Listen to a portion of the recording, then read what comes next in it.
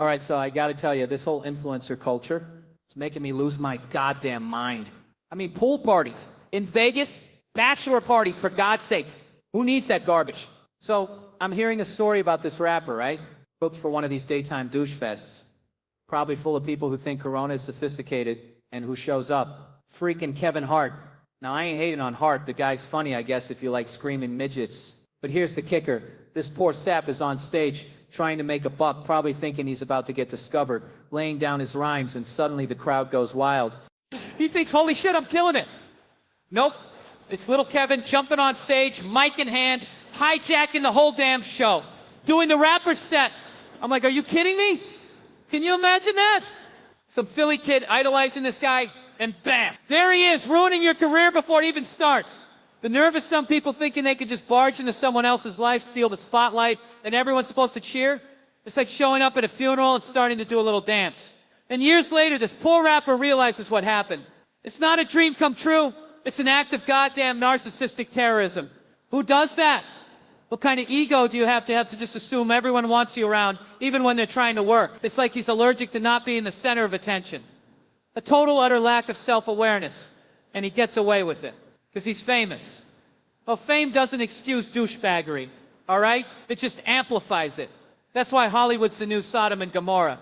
Pure, unadulterated hubris. This is why cats are better than people. They ask for nothing except food and affection. And they don't try and steal your damn rap career.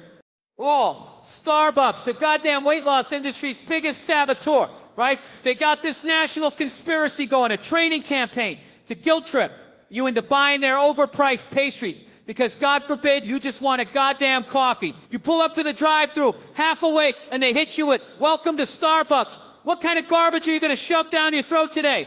Eat today. What the hell happened to can I help you? Now it's an interrogation. No shit. What else you want, fatty? Sausage? Why, so I can feel even worse about myself later. I hate that. I respect a good, honest, unadulterated shame. And nobody delivers that better than In-N-Out, that West Coast temple of self-loathing. If you haven't been, what the hell are you even doing with your life? Seriously, get in your damn car. Because at In-N-Out, you order your double fries, the whole shebang, and they hit you with the question that cuts right to your goddamn soul. Will you be eating in the car? Will I be eating in the car? Of course I'm eating in the car. Look at me. They already know, that's why they ask. If you say no, they hand you a bag and basically say, get out of here, you're ruining my vibe. But if you admit your shame, they give you that goddamn open tray like, here, eat like the animal you are, you filthy degenerate. And when half of it ends up in your lap, they just stare. Like you're about to jerk off when you get home because you're so lonely. Which, let's be honest, you probably are. And then just to rub it in, they give you a free milkshake because your sadness is bringing the whole damn place down. And you're making the minimum wage workers depressed. And they just want you to get the hell out of there. Which is exactly what Starbucks should be doing. But no, they gotta push that damn sausage croissant. The passive-aggressive bastards. The whole damn thing's just a slow burn into a heart attack and a lifetime of regret. Thanks a lot. Corporate America, so next time, just be honest. Just tell me I'm fat and give me my damn coffee, okay? All right, so I'm online, right? Doing the usual bullshit, pretending I'm not a broke-ass comedian who sweats for a living. I'm scrolling through yachts, like I'm gonna drop a few million on a floating pile of fiberglass, 55 feet. What am I gonna do? Host a midget convention? Not big enough. And then I'm on to private jets, G550, yeah, that's the ticket, 53 million. 53 million! Who the hell do I think I am? I should be associated with this entitlement. That's what it is, the disease of the goddamn modern age. And it hits me the hardest when they bump me up to first class. Yeah, I fly every damn weekend, coach, Sardine City with the screaming babies and the armrest hogs. But suddenly they say, Mr. I moved. All right?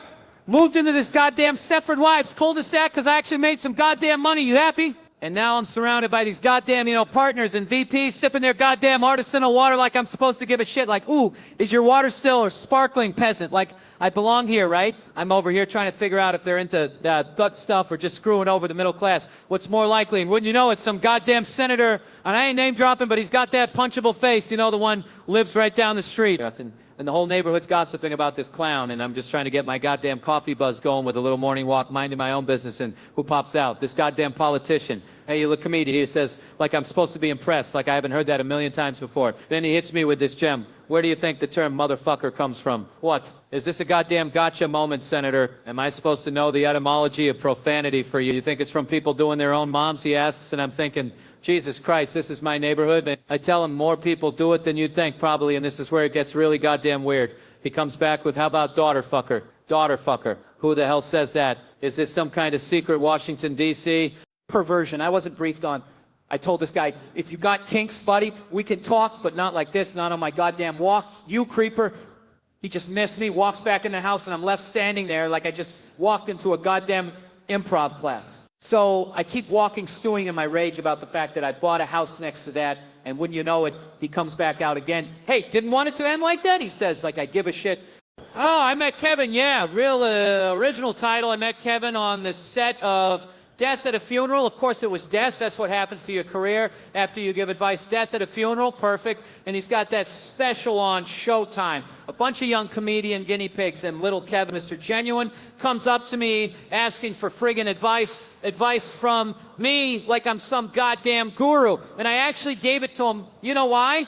Because I'm a moron. I'm a goddamn moron. He's one of the only two guys ever to listen. The other one's a sorry dude. What are the odds? So I look at him, I'm all sage like, yo, Kevin, you're funny, genius level funny, but you're competing with those guys. Those comedic turds, they aren't your peers. They're freaking doorstops. You're better than all of them, but you gotta escape their orbit. Find your voice, your freaking voice. That's what I told him, a true story. God is my witness. What the fuck was I thinking? And within like 800 days, boom, Kevin Hart is a supernova bigger than me, taking parts from me, parts that I rightfully deserved. He's in a movie with The Rock. My last name is Rock. How the hell did that happen? How did he steal my rock? So yeah, now when young comedians ask for advice, which they do, like I'm some kind of goddamn career genie, you know what I tell them? Shut the fuck up, that's right, straight to the point. Because the only thing advice gets you is screw.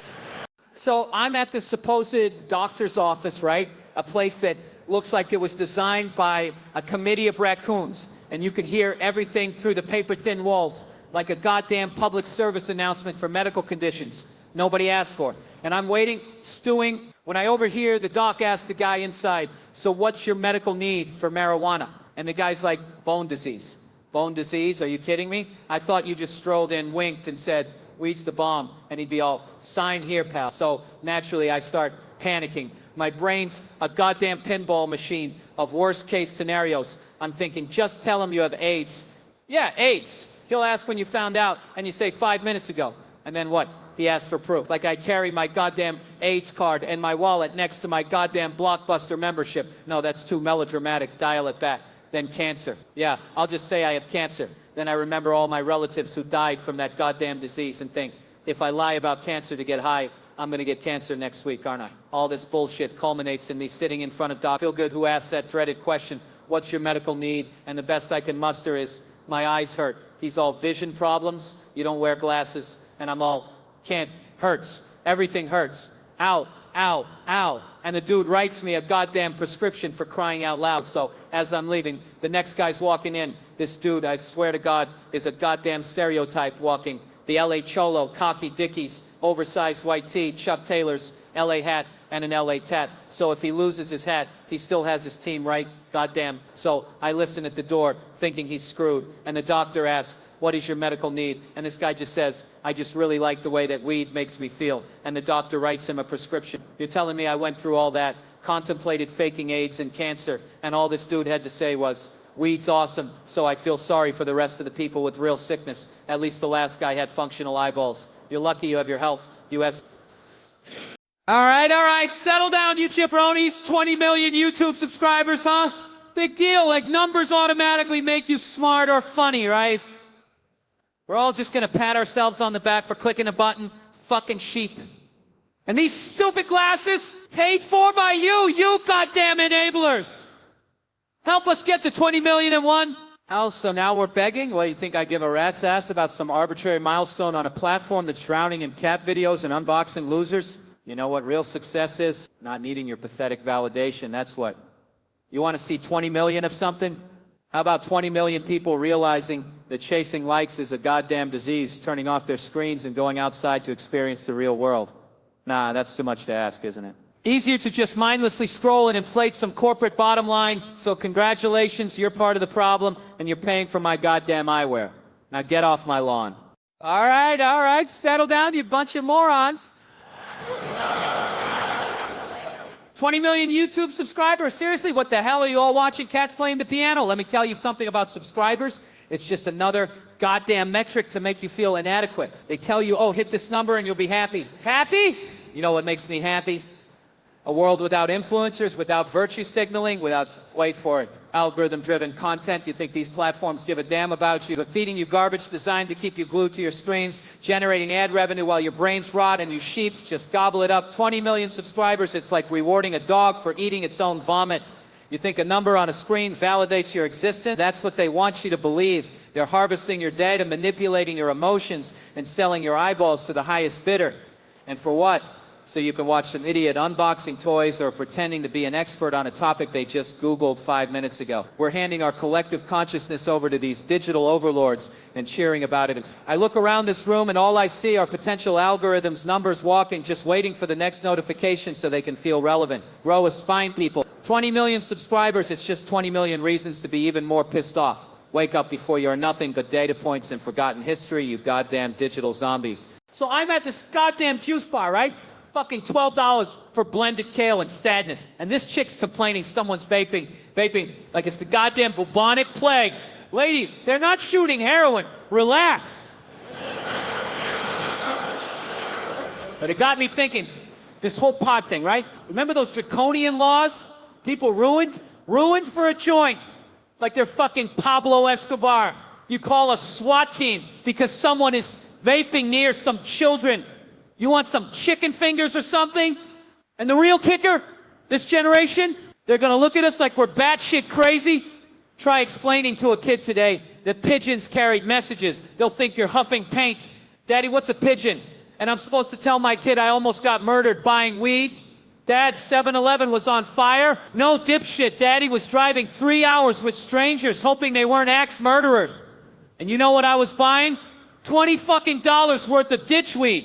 I even bought from a guy in a solo trailer once. Not in a park, a solo goddamn trailer. The trailer equivalent of being banished to Siberia. He goes, I gotta go get it. Watch my place. There's a 357 and a shotgun. Like I'm suddenly Al Capone. This is how stupid it was. How much bullshit we went through. And now we pretend it's always been legal and good for you and organic or whatever. So just remember that next time some millennial tells you to calm down and stop yelling because you were right all along and everyone should be punished. Seriously, these days you can't even tell a damn joke anymore, right? You try to lighten the mood, a little marital fun, you know, keep them guessing in public, gotta spice things up. So the other day at the goddamn grocery store, I'm in the produce section, I yell honey, which by the way is code for hold on to your damn purse, things are about to get weird, and I hit her with honey. Will you grab her? Honey, I need a thin cucumber. And this lady, this absolute specimen of enlightened sensitivity, she's offended like I just disrespected the entire damn female gender. Excuse you, sir, that was inappropriate. Inappropriate? Are you kidding me? What's inappropriate is your assumption that I'm some kind of deviant. Lady, I'm happily married, barely, and all I'm trying to do is make a damn joke. But no, everyone's got to be so goddamn uptight these days, so offended by everything.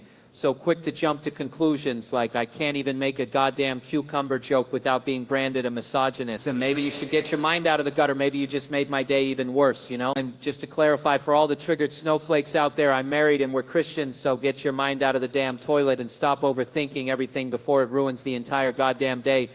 All right. So I'm driving home last night, right? Fucking idiot tailgating me in a Prius. Probably got a coexist bumper sticker and thinks he's saving the planet by driving 5 miles under the speed limit. Which, by the way, is more dangerous, you morons. Anyway, it got me thinking about cops, those delightful bastards, and how much they love pulling you over for, you know, breathing while brown or maybe having a taillight out, the kind of shit that doesn't cause accidents but generates revenue, right? So I'm thinking, what if we just flip the script on these guys, these enforcers of the status quo? You see those flashing lights behind you, right? Don't panic, you goddamn panic merchants. Start meditating, just breathe, pretend you're at yoga, I don't know, whatever works. He comes up to the window, flashlight in your face like you're being interrogated in Guantanamo.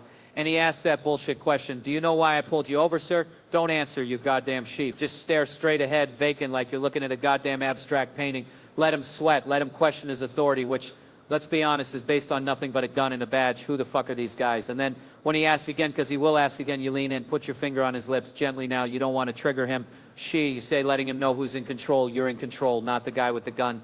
Maybe stroke his mustache a little, show him some goddamn humanity that he probably lost years ago writing tickets for broken taillights, and then just peel out, leaving him standing there confused, questioning his life choices, wondering if he should have become a park ranger instead. Because at least then the only animals he'd have to deal with are squirrels and tourists instead of miserable pricks like me and you, the people he is trying to catch. He will be on the side of the road for 50. No, I'm kidding. You'll get shot. Don't do that. But the first part is good. Be chill, stay frosty, don't incriminate. That's it. You know what grinds my gears? Reality TV. For Bert, more like hurt brain. Seriously, some genius producer thought it was a brilliant idea to throw me, a goddamn human being, into a cage with a 9-foot grizzly. What the hell am I? A goddamn lab rat. Oh, but it's for entertainment. Entertainment for who?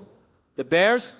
They're probably sitting there high-fiving each other saying, hey, let's get that idiot from TV and make him look like a fool. So there I am, on set, ready to face this hairy beast, and the trainer, and I use that term loosely because the guy looked like he'd been wrestling bears since kindergarten, hands me 5 marshmallows. Marshmallows. Are you kidding me? He says, just put it in your mouth, let him taste it, and he'll trust you. Trust? This is a bear, not a golden retriever, you moron. What am I, a Pez dispenser for grizzly bears now? And of course, the crew is all gung-ho about it, like it's the most normal thing in the world. This is how we do it. Out there, Tulsa. This is how you get your ass eaten. So I did what they said, stuck the damn marshmallow in my mouth, walked in front of the bear like some kind of marshmallow-flavored prostitute, and bam! The beast went wild, a furry torpedo headed straight for my face. Tongue wrestling a bear? It was like making out with a goddamn garbage disposal. And you know what the trainer said after? Fantastic. He likes marshmallows. No shit, Sherlock. So now, armed with the earth-shattering knowledge that bears like marshmallows, I'm supposed to trick this furry hellspawn.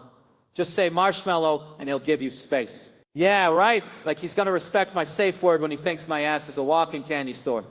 All right, so I'm sitting there flicking through YouTube, and this pops up, some douchebag comedian gets to play UFC fighter for a day. Fantastic. Like, what is it with the internet and these dipshits pretending to be tough? I mean, this guy, Bert, whatever his name is, they're going to walk me through the most brutal, the most savage blood sport in history and try to get it across. What, like a clown in a kimono is going to understand the years of sacrifice, the broken bones, the goddamn discipline it takes to step into that octagon? Yeah, the octagon's some cage where these guys can't run away because, surprise, sometimes a guy getting his ass kicked might want to bail, you think? No shit, Sherlock! So he gets thrown around by these pros, these legit martial artists, and he's surprised he ends up on the ground. What'd you expect? Sunshine and rainbows.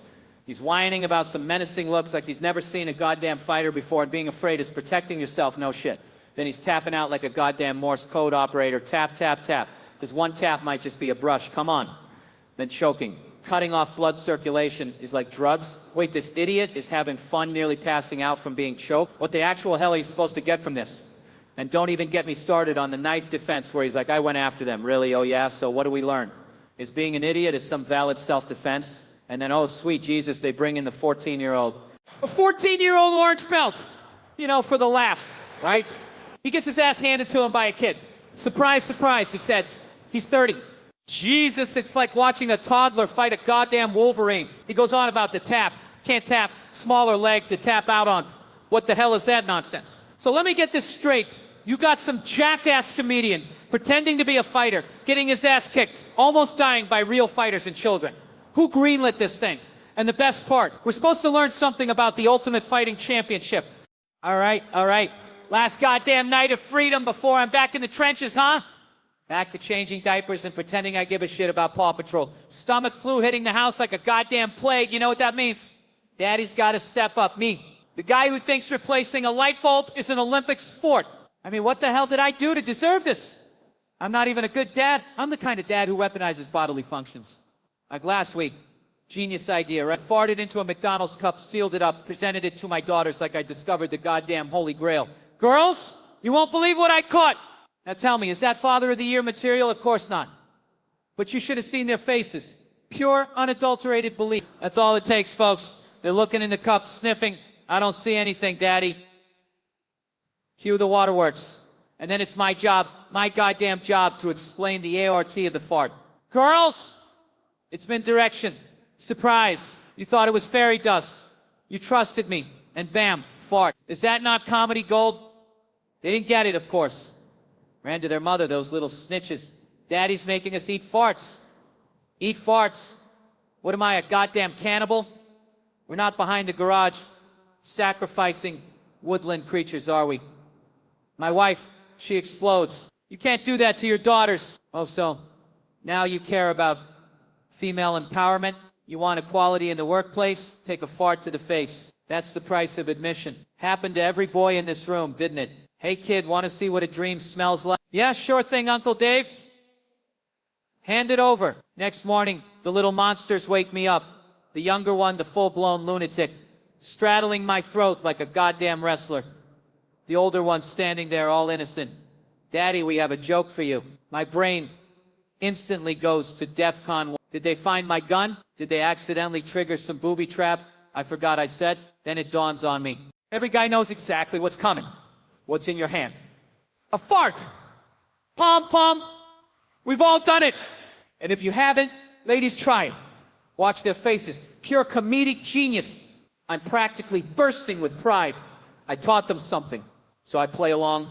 I don't know, sweetie, what's in your hand? She looks me dead in the eye. A punch in the mouth. Bam. I did not see that coming.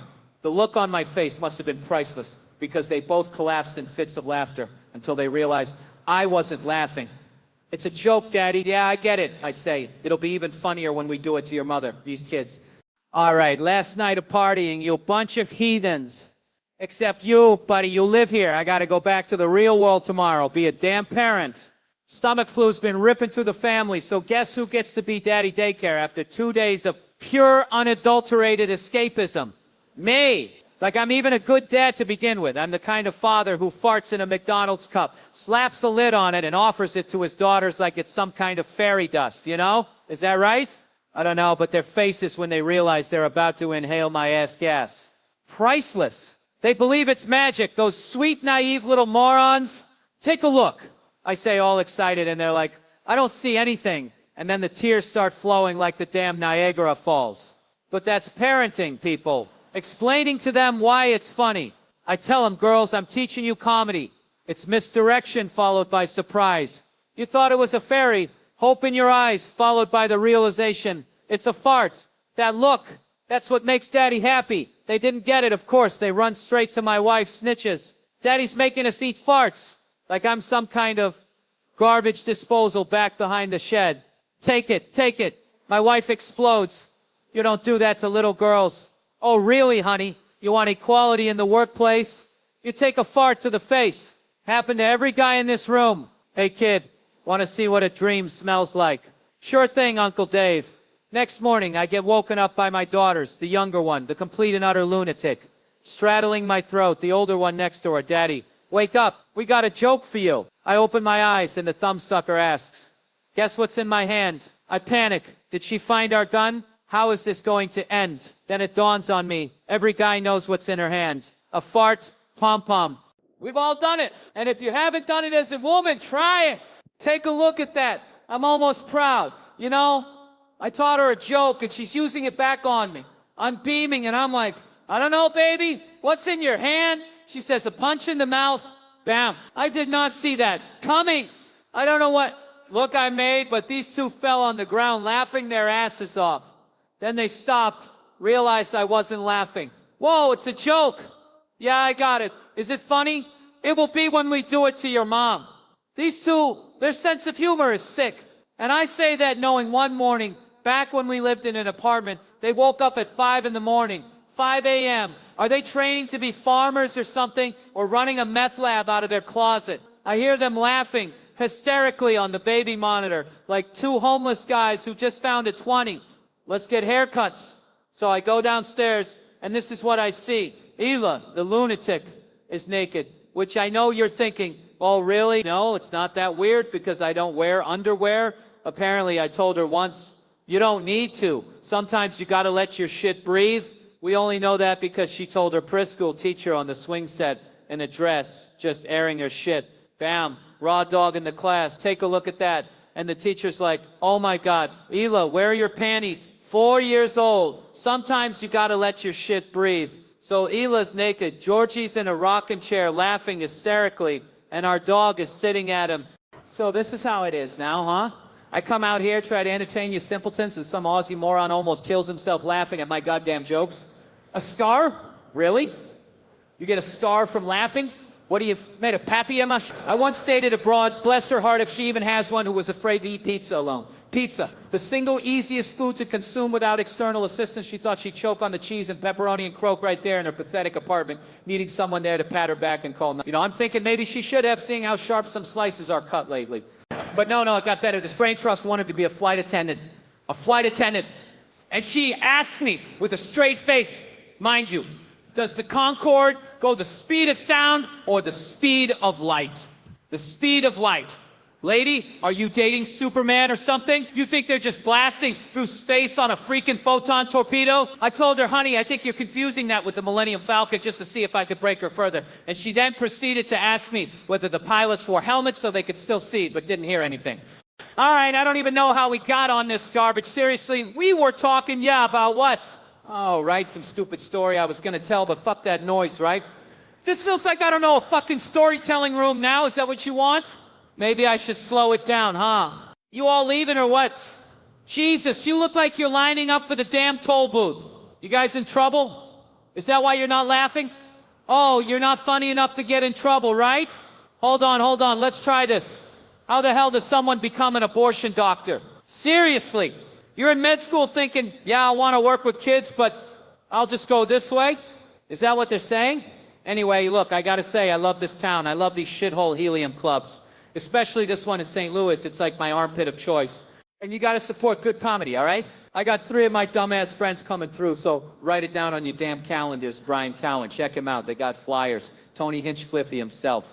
Yeah, the little troll. And my best friend is going through some shit right now. Seriously, it's been a rough day. He's got arthritis of the jowie-o. I didn't even know that was a thing. Turns out it's from his overeating. Yeah, apparently it's a big competitive eater problem. Doctors say he shoves so much food down his gullet so fast that they wired his jaw shut to stop him from himself. Jesus Christ, I mean, it's horrible. And he's a comedian, so he can't work for like 2 months. He's got to eat through a straw, and the type of food he eats is really hard to grind up. What kind of luck is that? But he'll be here in July. He lives in St. Louis now, so do me a favor. It'll be the first time he gets his wires off.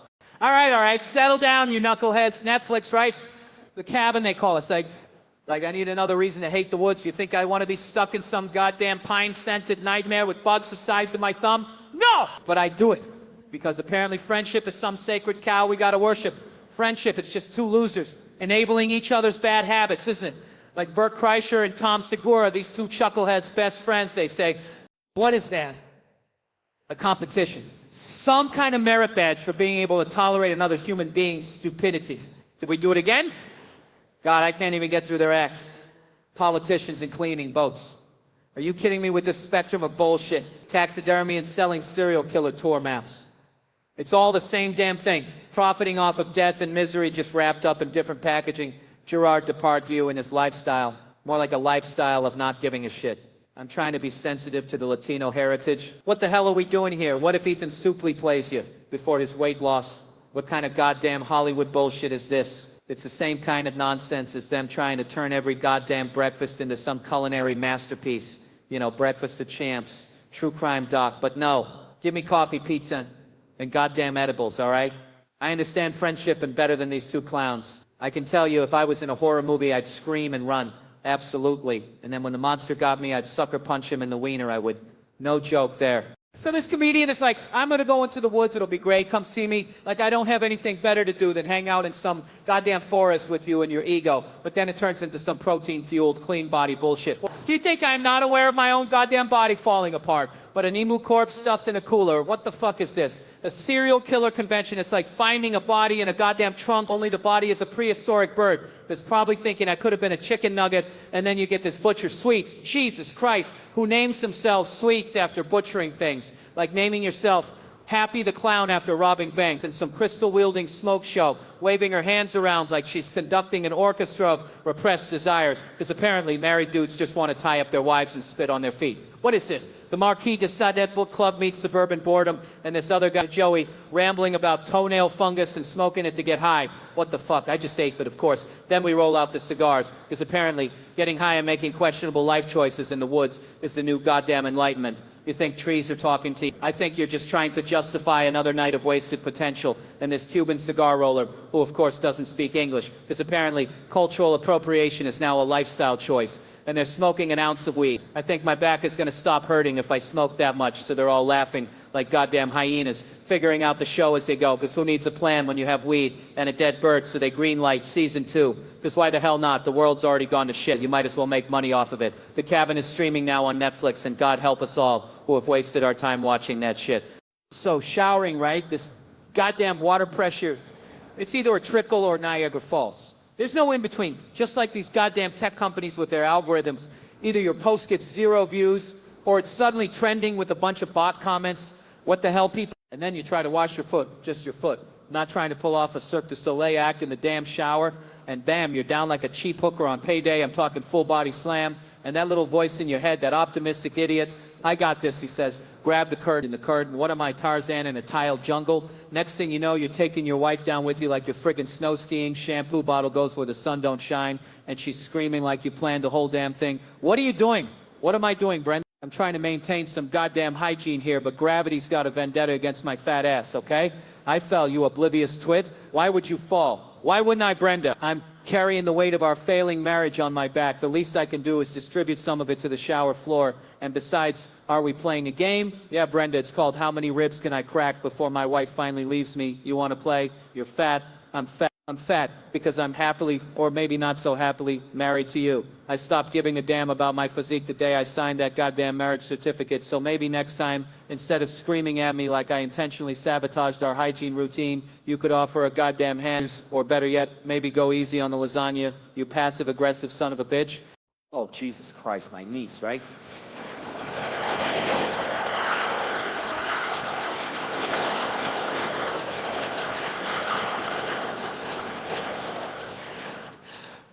Sweet kid, but God almighty, the woman's got like negative IQ points. You spend 5 minutes with her, you can feel your brain cells committing mass suicide, like lemmings off a cliff.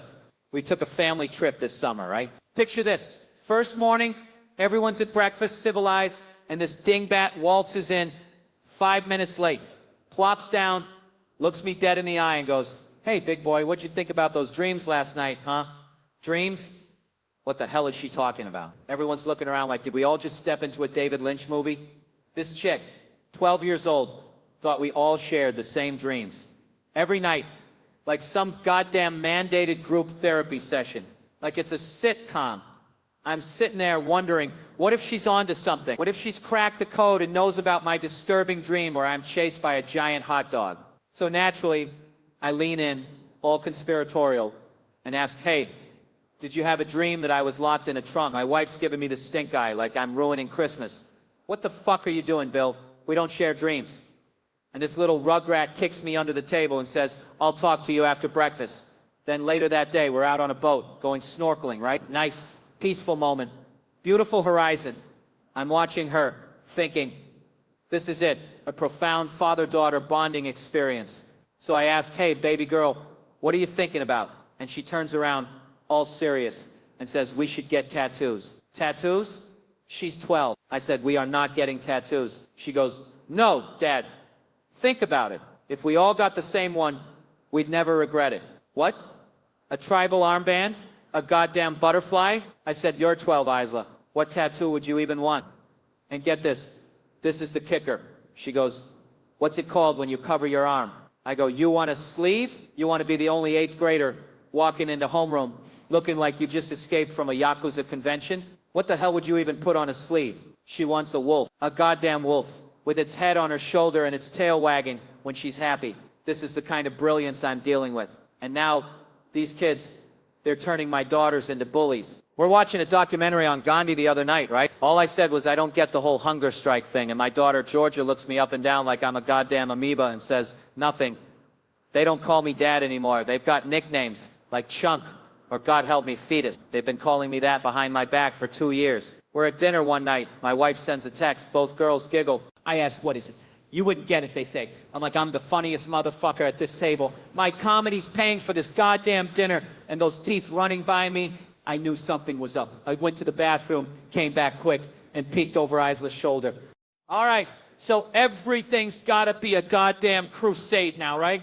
We got these morons that, like that Kaepernick clown, bless his heart, thinking anyone gives a rat's ass about what he's kneeling for.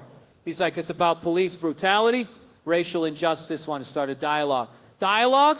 Buddy, they're already halfway to gluing their faces to the nearest flagpole, screaming, America, my brother's fighting overseas. You're disrespecting my brother.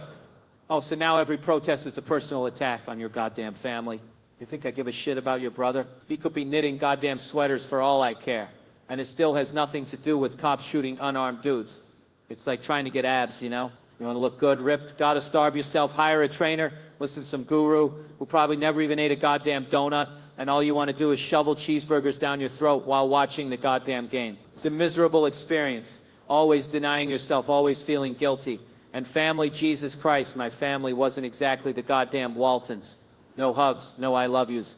Just a bunch of repressed New Englanders trying not to make eye contact. First time my mom hugged me, it felt like two goddamn telephone poles collided. And now she's telling me it was to protect me from becoming gay.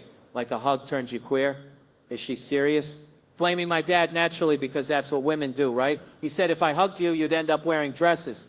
So now thanks to my old man's antiquated ideas about masculinity, I'm emotionally stunted. No. You see, it's his improvement on his shit childhood. He thinks he's doing me a favor. Probably grew up in a house where they changed his diapers with rusty nails. So he's thinking not hugging me is a step up. And that's what we all do, right? We try to be better than the previous moron in charge, except that's not a fucking free pass to control my childhood, which is why my hypothetical son ain't joining the drama club. That's right, no goddamn acting for my kid, unless he's going to some artsy-fartsy school where they all sit around debating the existential dread of cottage cheese, because that's where dreams go to die. Oh, Jesus Christ, Shirley Temple, really? You're in an oil and gas office, pal. I bet you wear a hard hat and a tie, don't you? 29 years old and you're Sam Shirley Temples like it's happy hour at Chuck E. Cheese. Unbelievable. TikTok brought you here, didn't it? Probably filming this whole damn thing, adding some stupid filter and captioning it. Relatable, you millennial dipshits. High school sweethearts, 11 years together, I'm supposed to be impressed. Managing a doctor's office. Oh, so you're basically running interference between hypochondriacs and the guy who's still prescribing opioids. How noble. No wonder you're drinking sugar water. You're already dealing with enough bullshit at work. Oil and gas, gotta love that. Fueling the apocalypse one fruity cocktail at a time. You think you're happy, huh? Just wait till the ice caps melt and we'll see how many Shirley Temples you're chugging while fighting for scraps of land near what used to be Miami. You morons. It's always a Shirley Temple. Never enough whiskey. All right. Settle down, you chuckleheads. Seriously, these phones, am I right? Everyone's glued to them, scrolling through endless garbage. Meanwhile, their brains are turning to mashed potatoes. What the hell are we even looking at? Cat videos? Influencers hawking garbage tea? Political rage bait designed to make you scream at your neighbor? And this whole cancel culture bullshit. Someone makes a joke, and suddenly they gotta apologize for the rest of their lives. What is this, the Soviet Union with better Wi-Fi? Speaking of jokes, you ever notice how many comedians are just regurgitating the same tired, woke garbage? No edge, no risk, just virtue signaling to get a pat on the head from the perpetually offended. It's like watching a goddamn mime convention, except even mimes have more balls. And then you got these celebrities, these overpaid, out-of-touch morons lecturing us about climate change while they're jetting around the world in their private planes. What is that, hypocrisy level 11? It's like a used car salesman telling you to invest in gold futures. Which brings me to this whole equality thing. Everyone's screaming about equality, but nobody seems to be talking about responsibility. You want equal pay? Great. Work your ass off. You want equal opportunity? Fine. Take some goddamn initiative. But don't sit there whining about how life isn't fair. Because guess what? Newsflash. Life isn't fair. It never has been, and it never will be. So, the next time you're scrolling through Instagram feeling sorry for yourself because you don't have a perfect body or a million followers, remember this. Nobody gives a shit. Get off your ass. Do something useful. And maybe, just maybe, you'll actually have something to complain about besides your avocado toast being too expensive. And while you're at it, stop taking everything so seriously. It's a fucking comedy show, not a goddamn TED Talk. So lighten up, have a laugh, and maybe, just maybe, we can all survive this insane clown world we've created without losing our goddamn minds. Because if we don't, well then congratulations, you just played yourself. Oh, Jesus Christ, sunglasses indoors. Are you kidding me? Is this a fucking movie premiere? or a goddamn therapy session for the visually challenged. What, are we all suddenly afraid of eye contact now? Pathetic, yo! You know what grinds my gears? This whole manufactured drama bullshit. We can't just be normal goddamn human beings anymore, can we? Can we? Nah. Gotta have the bad foot. Gotta have the scared to be on this trip. Gotta have the goddamn Instagram makeup session. Instagram. You're patching up personal relationships on a goddamn picture-sharing app? What is this, junior high? And then the apology, the awkwardness, the we can totally not talk about it bullshit. No, let's talk about it. Let's dissect every goddamn syllable and analyze the microscopic nuances of your digital reconciliation. What are we anthropologists studying some newly discovered tribe of emotionally stunted millennials? And Shane, holy hell, the focus is on Shane now. What did Shane do? Invent the goddamn selfie stick. It's like a goddamn reality show written by a committee of emotionally illiterate hamsters. I'm sorry I even brought it up. Are you sorry you're like this? Just be normal, for Christ's sake. It's not that hard. Or maybe it is. Maybe the bar for human interaction has been lowered so far that a simple handshake constitutes a Nobel Prize-winning achievement. You know what? Just shut the hell up and put down your goddamn phones. So I'm here, right? Doing this podcast thing, and people are always saying, Mark, you gotta be yourself. Be authentic. But then the second I open my mouth, it's, whoa, dial it back, buddy. Not that authentic. What the hell do you want from me? You want a real guy, but only if he's neutered and pre-approved by HR, right? And this whole thing with social media, be yourself, post your truth. Yeah, until your truth doesn't fit the approved narrative. Then you're canceled faster than a comedian telling a joke. It's like, you want honesty, but only if it's carefully curated, sanitized, and palatable for the masses. So now there's this push for diversity, inclusion, and equity. Fine. So what do they actually do about it? They put up a black square on Instagram for a week and pat themselves on the back.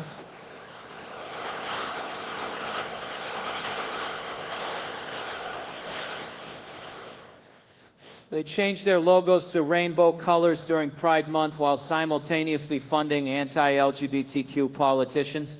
They hire a diversity consultant who tells them to fire all the white guys, only to realize that creates a different kind of problem. It's all window dressing, a cynical marketing ploy disguised as social responsibility. Look at Hollywood, right? They're all about representation now, but it's always the same 2 or 3 narratives shoved down our throats. Oppressed minority overcomes adversity, or evil white guy is evil, over and over and over. Where's the nuance? Where's the complexity? Where's the goddamn originality? And don't even get me started on the virtue signaling.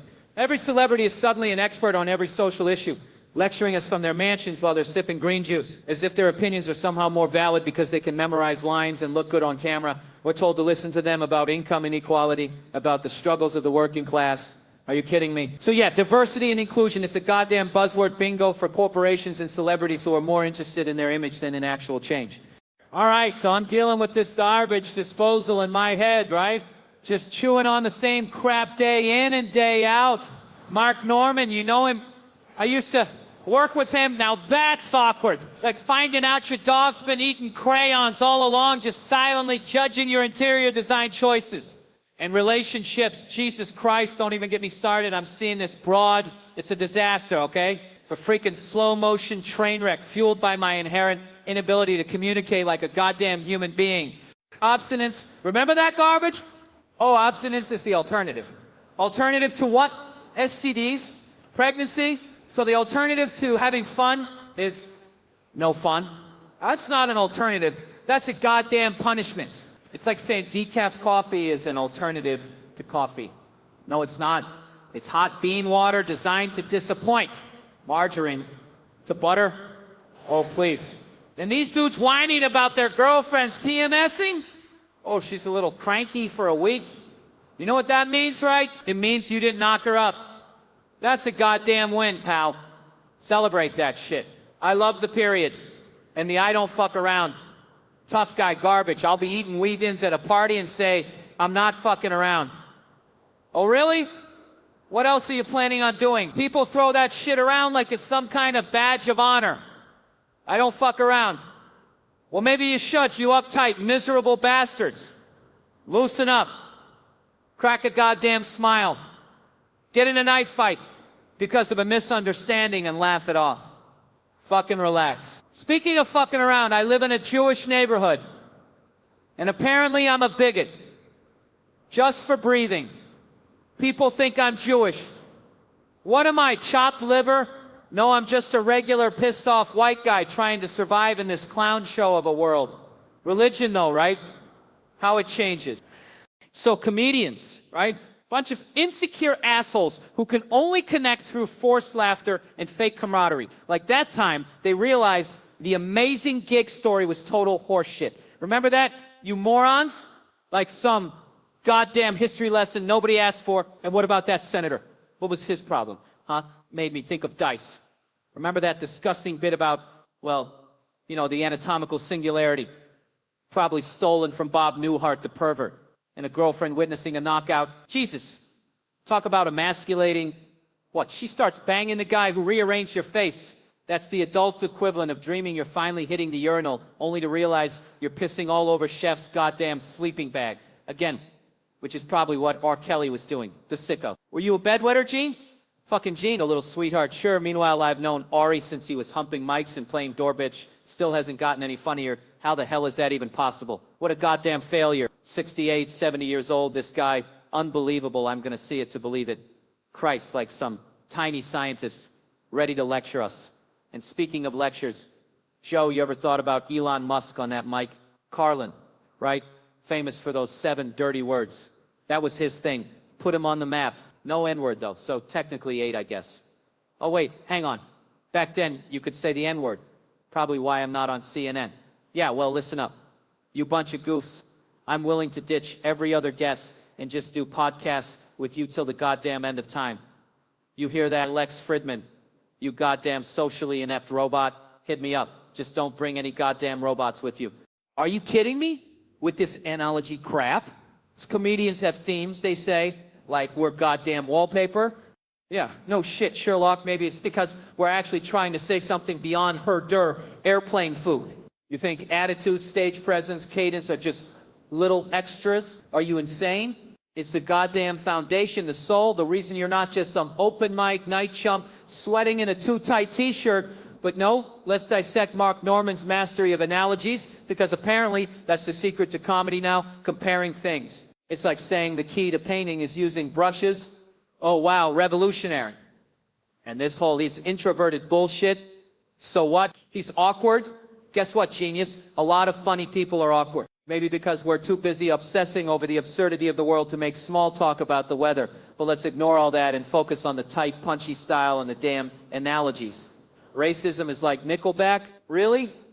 That's the best you got? So it's okay to joke about, but you don't want to see it live? Well, no shit, because both are terrible. And this breakdown of how to write an analogy, table has legs, girlfriend has legs, table is stiff, girlfriend is stiff. Are you mocking me? It's like saying comedy is about talking into a microphone. It's not about the similarities, you morons. It's about the twist. It's about taking something mundane and revealing the hidden, uncomfortable truth. And the dick gun analogy, pointy, shoot things, different sizes. Yeah, real insightful. It's like comparing a hammer to a dildo. Both are tools, but one builds a house and the other, well, you get the picture. Then this French fry in a basket of onion rings crap. Not what I expected, but I like it. So what you're saying is a gay kid is a disappointing mistake that you begrudgingly tolerate? Are you kidding me?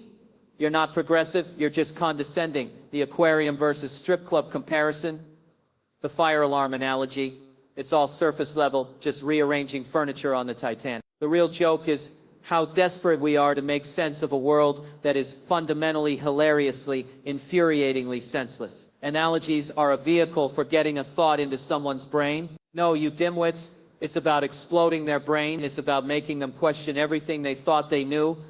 Grass-fed beef is like a sober 4-year-old. Yeah, that's the problem with this whole analogy obsession. It's also goddamn safe. Where's the danger? Where's the edge? Where's the feeling that you're one wrong word away from getting canceled by the entire internet? Then we move on to mapping, this bullshit academic term for setting a scene based on an analogy. Marriage is like anal. Seriously?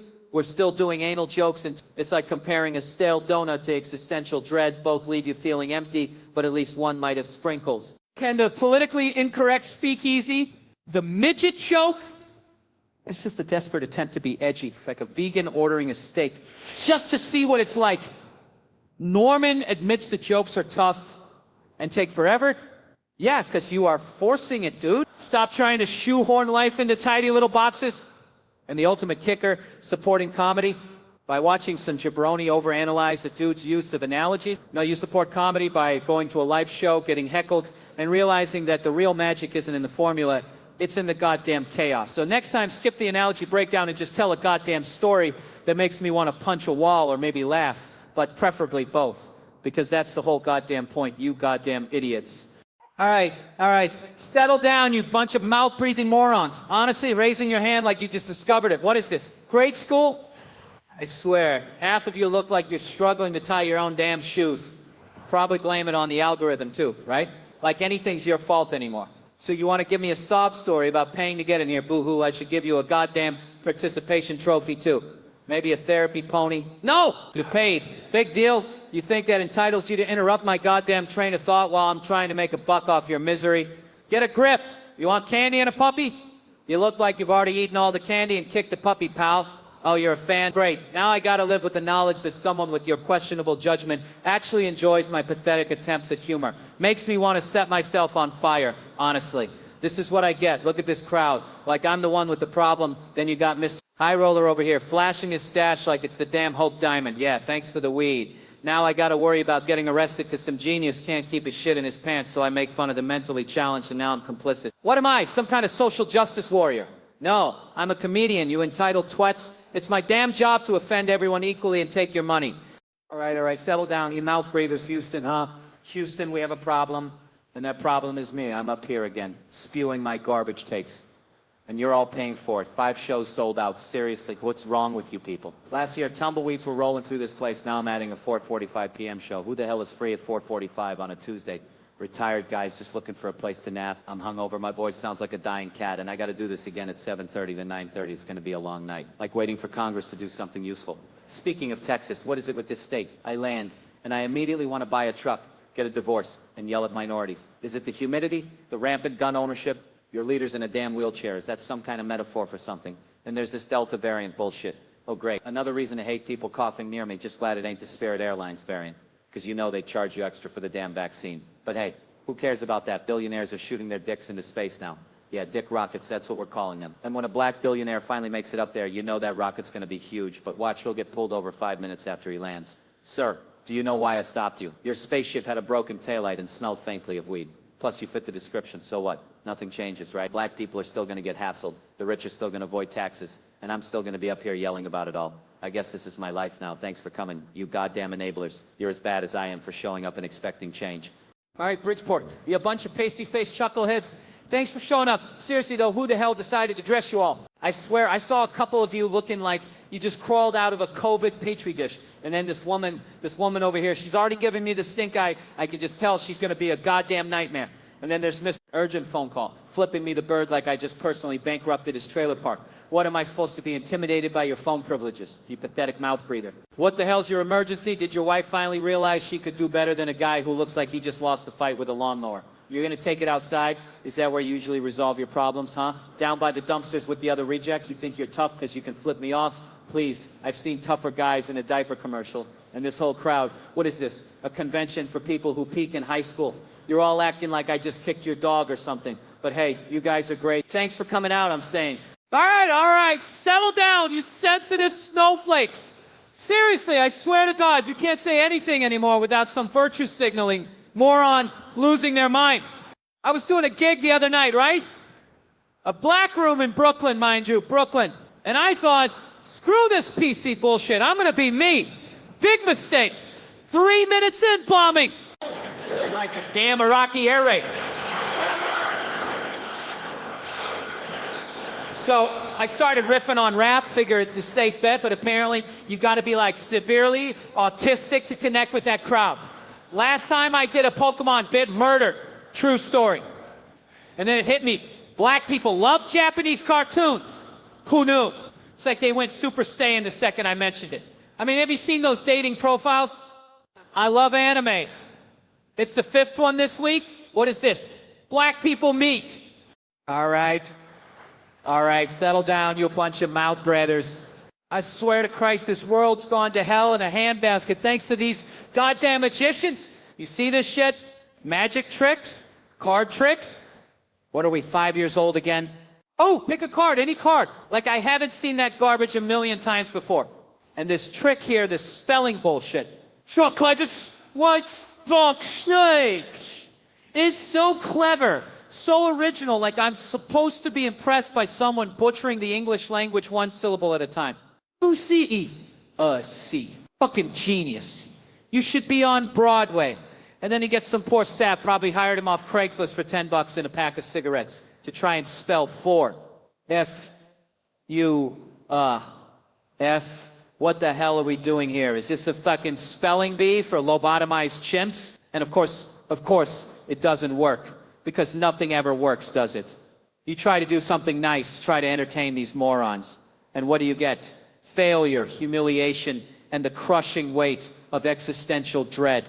7's the lucky number. S-E-V-E-N. 7. Show me 7. Oh, what the hell? Maybe it's because we don't look alike. What is that supposed to fucking mean? I'm standing right here. What's wrong with me? Niner, I tell you, Niner, not Hitler. 10. T-A-N. Ta. It's T-E-N. Morons. And then what? Special needs boy? What a racist. Well, you know what? Maybe the real trick here is convincing yourselves that any of this matters. Maybe the real magic is in your own fucking delusion. You know what this is? This is called the ambiguous magic duo. The late night TV, huh? Conan, Fallon, Colbert. That bullshit. Funny Bone Stage. Jesus Christ, what is this, amateur hour? 5 times on Conan. This clown says like it's some kind of achievement. 5 times? You know how many times I've been on Conan? 0? 0. And I'm funnier than this schlub, cable versus network. He's bragging about Muslim jokes and Native American jokes he can get away with. Oh, you're so edgy, Mark. So brave. Meanwhile, the real problem is that pussified hand-wringing bullshit that passes for comedy nowadays. 8 years ago, opening for Amy Schumer. Get the fuck out of here. One joke, and suddenly he's your best friend. This whole industry is built on the back of mediocre talent sucking up to marginally less mediocre talent. Private jets, he says. All right, settle down, you bunch of jabronis. Friends, huh? It seems like the who's who of comedy scene these days, he says, like we're some goddamn Avengers team. What are we saving the world, one overpriced beer at a time? No, we're a bunch of neurotic, booze-soaked weirdos who can't hold down a real job without getting Me Too'd into oblivion. A small community? Yeah, because who else can tolerate our brand of self-loathing and casual racism? I mean, have you ever tried explaining the nuances of a good dick joke to a corporate HR rep? Trust me, it doesn't end well. It involves paperwork, lawyers, and a whole lot of sensitivity training, which is just a euphemism for we're going to brainwash you into becoming a goddamn robot. No thanks. I'd rather hang out with my fellow pirates, drinking till we forget why we hate ourselves and the rest of humanity, which, by the way, is getting harder and harder these days. This whole PC culture bullshit. I swear, you can't even fart anymore without someone accusing you of microaggressing their goddamn feelings, and I just did fart during the interview. A first hearing aid on the show ever. Look, I'm not saying the world's not fucked up, because it is. All right? We're all circling the drain, addicted to our phones, arguing about Nike ads like it's some kind of existential crisis. You know what? It's a shoe. Made by children, probably. But that's beside the point. The point is, we're all so afraid of offending someone that we've forgotten how to be honest, how to be real, how to just say what's on our minds. That's why Mark Norman tells the truth. Even the stuff that makes you squirm, because the alternative is living a goddamn lie, a sanitized, politically correct, corporate-approved lie where everyone's smiling and nobody's saying what they really think. And that, my friends, is a fucking tragedy. So yeah, we're degenerates, we're creeps, we're drunks, but at least we're honest about it, unlike some of you virtue-signaling clowns out there pretending to be better than everyone else. And if that offends you, well, tough shit, go cry about it on Twitter. Nobody cares. And Jesus Christ, this whole cancel culture thing is a joke, isn't it? Like you want to get rid of X, that cesspool of digital diarrhea, but how the hell do you even do that?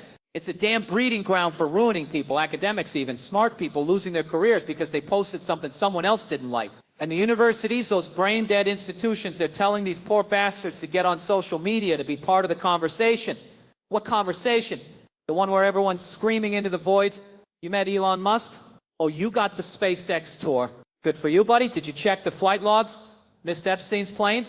Yeah, easy to say. Now, we all would have said yes to that damn flight before we knew what the hell was going on. And P. Diddy's parties? Hell, 5 years ago, I'd be there too, just some nobody trying to bum a drink. Now suddenly everyone's a saint. Oh, you hung out with Dave in Iowa? Big deal. What about the rest of us schmucks who voted for you for mayor? Now you're buddy-buddy with celebrities and we're just chopped liver? And this whole Asians are having a moment thing, what the hell is that? Ali Wong, Joe Coy's Shogun on TV? Is that all you got? It's not a frickin' trend, it's talent finally getting recognized. I mean, I know a bunch of actors finally getting work, so what? Strike while the samurai sword is hot, huh? What's the problem with celebrating success and that's it, goddammit? That's all asking, huh?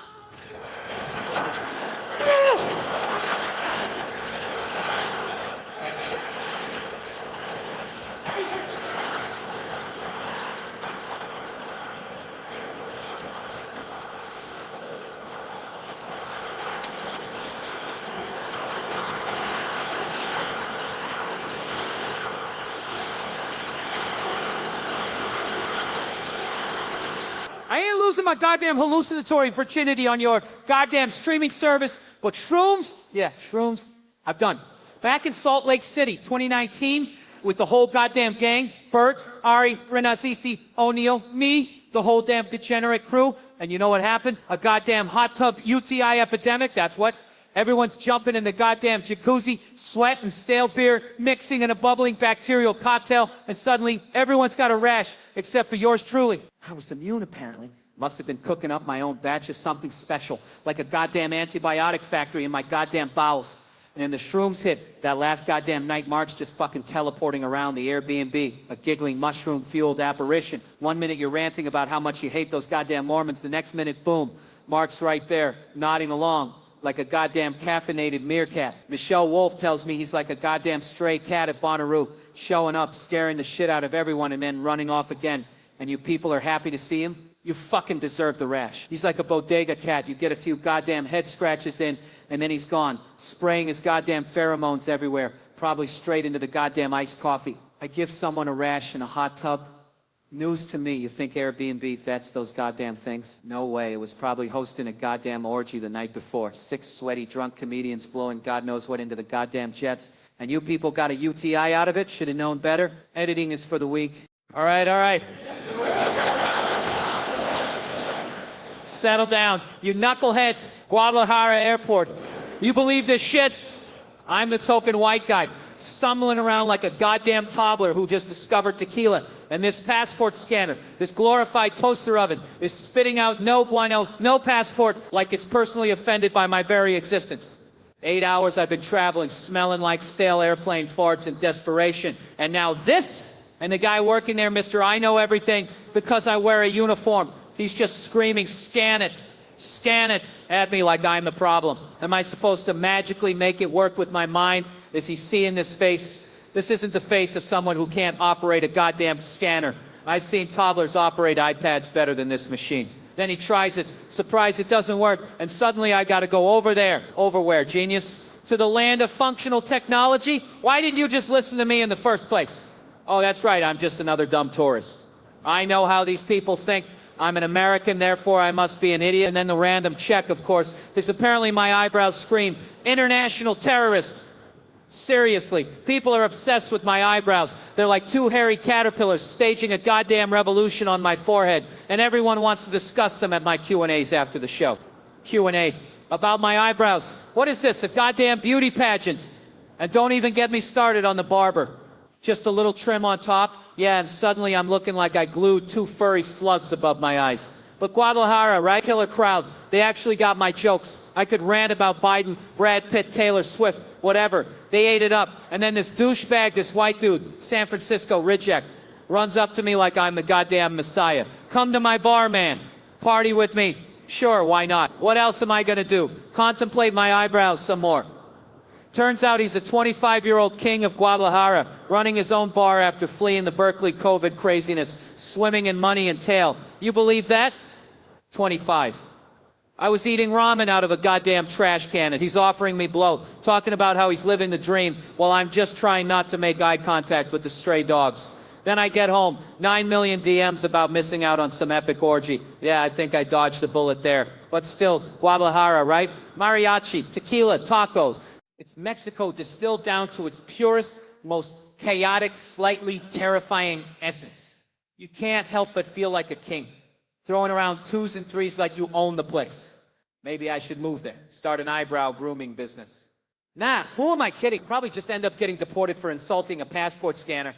All right, let me tell you something. This goddamn world, right? You go out for some goddamn barbecue trying to enjoy yourself, and bam!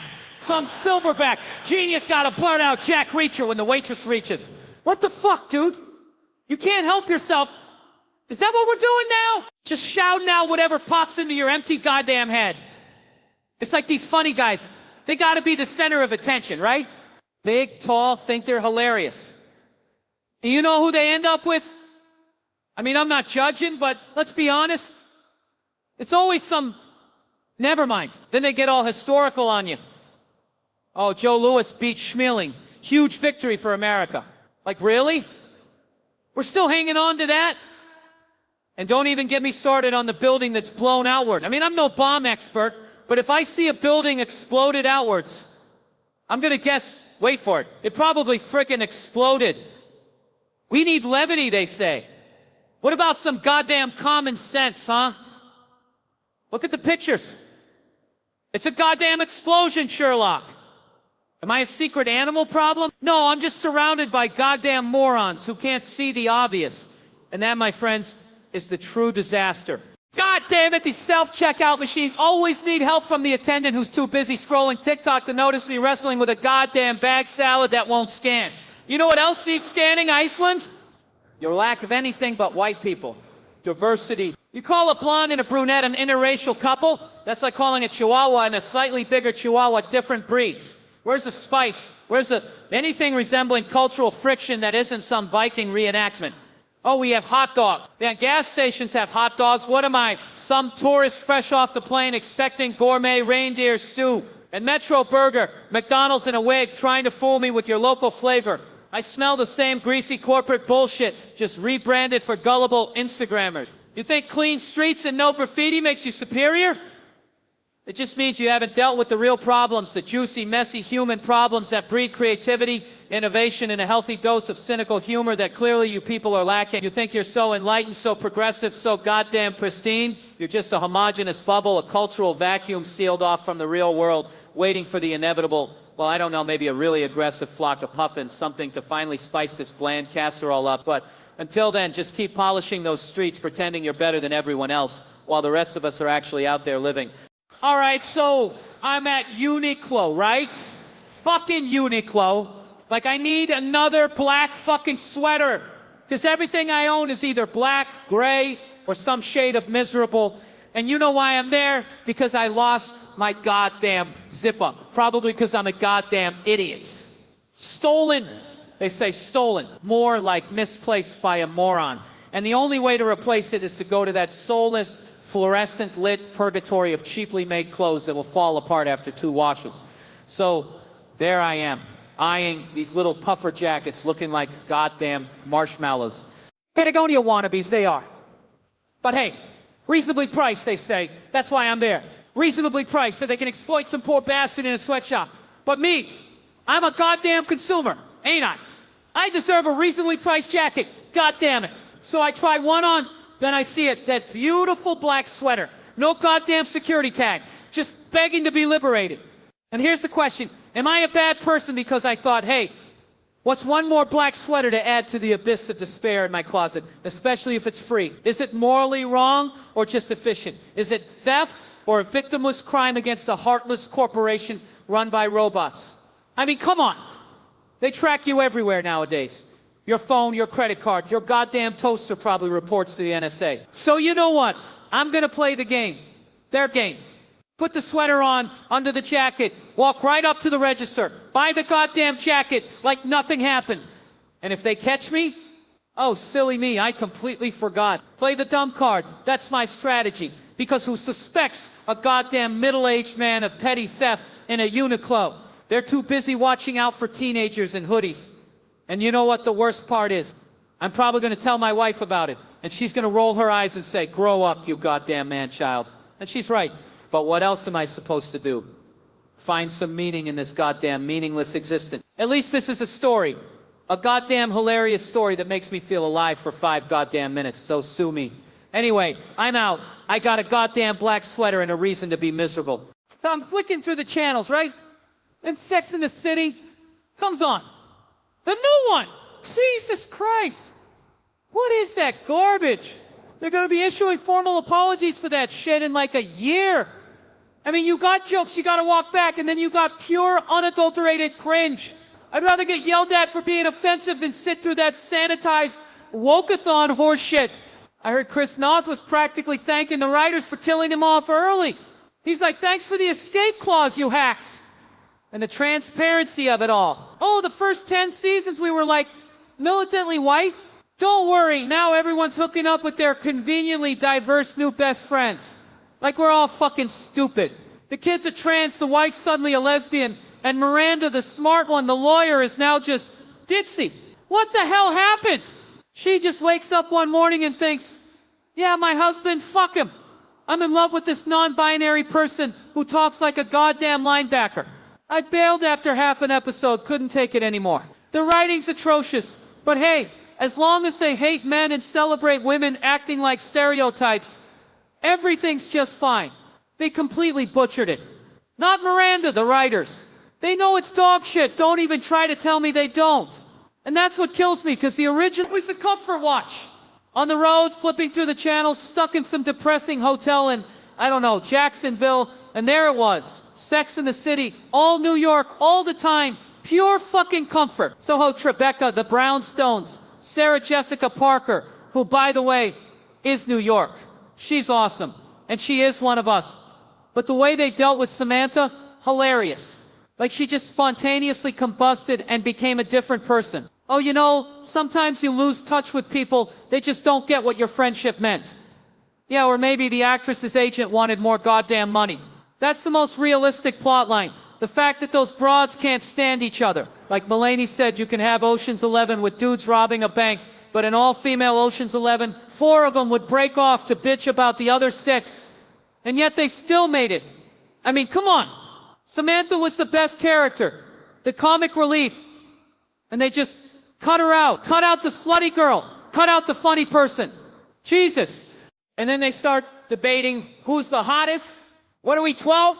Samantha, obviously, because she was the biggest slut and the wittiest, clearly. But then there's Charlotte. Paper hopper, goddamn boring. No action in the bedroom. And then it hits me, I actually met her, the actress, back in 7th grade in a diner, right? I was with my buddies after basketball practice, still in my uniform, and I saw her. All right, who the hell believes in ghosts? Seriously? Footsteps in the night? Is that your evidence? I mean, come on. I'm new. In Minnesota, probably got squirrels the size of chihuahuas running around in the attic. A minute's got to be Casper, right? And Elise, you're with your friend here, the footsteps expert, and neither of you've seen a damn thing together. What kind of pathetic haunting is this? Is the ghost just shy? Like, oh, I'm sorry, are you having a nice time? I'll just shuffle around in the dark when you're not looking. How's that? And this guy with his son's girlfriend, what is this, some Scandinavian sitcom? I'm missing. He's got a son who's dating someone who's here with him, because apparently young love and a spectral presence are on the same goddamn priority list. And where's the son? Oh, he's flipping burgers at McDonald's. At least he's doing something productive besides waiting for a chain-rattling, sheet-wearing hallucination to scare the crap out of him while his dad eyes up his girlfriend. God damn it, the missed opportunities. McDouble D, I could have had gold tonight. So you're not looking, huh? Still scared of titties or what? You know what, now you just look gay, pal, face it, you've lost your shy guy card. You're officially just avoiding boobs out of principle at this point. It's the only explanation left. Seriously, algorithms picking comedians. Are you shitting me? Algorithms like some binary code knows funny? What the hell is going on with the world? We got this chump, Matthew Wright. Who the hell is this guy? Is he a robot? Is Skynet designed a comedian? What, he gets picked because he's easy on the eyes? What the fuck? Lip filler? Jaw surgeon? He gay-shaped? What is that? Is that a new fitness trend? Get gay-shaped in 6 weeks. And where's this damn shirt? They took it as protocol evidence. What, is he being charged with being attractive while telling jokes badly? Selling out world tours, but his comedy sucks. It's all about the traps, tattoos, and cheekbones. Are we rating comedians on bone structure now? This is bullshit. And those eyes, they changing the life, changing lives. How? By distracting people from the subpar material? The jig is up, Matt R. Time to come clean. Come clean about what? He's too good looking to be funny? You think someone's exterior dictates their comedic skill? What about the 12 years this poor sap's been hustling sleepless nights, editing videos, hoping anyone would watch? He's barely a comedian because he does crowd work. You haven't even seen a damn show. You've only watched clips online. You're judging the whole meal by the goddamn appetizer in San Francisco. You love the Bay Area? What is this, amateur night at a tech conference? Met his cousin in the basement? He got showled. What the hell does that even mean? Okay. He likes doing crowd work for fun. And his third-hour special's coming out on Netflix on November 15th. The real deal. But only if his wife, Franca Leah McQueen, Bubble, seriously, what kind of name is that, is a fan. I swear, this whole damn thing proves that the comedy industry's become a popularity contest judged by goddamn robots who haven't seen a real joke in their lives, and that's why everything's going to burn to the ground someday.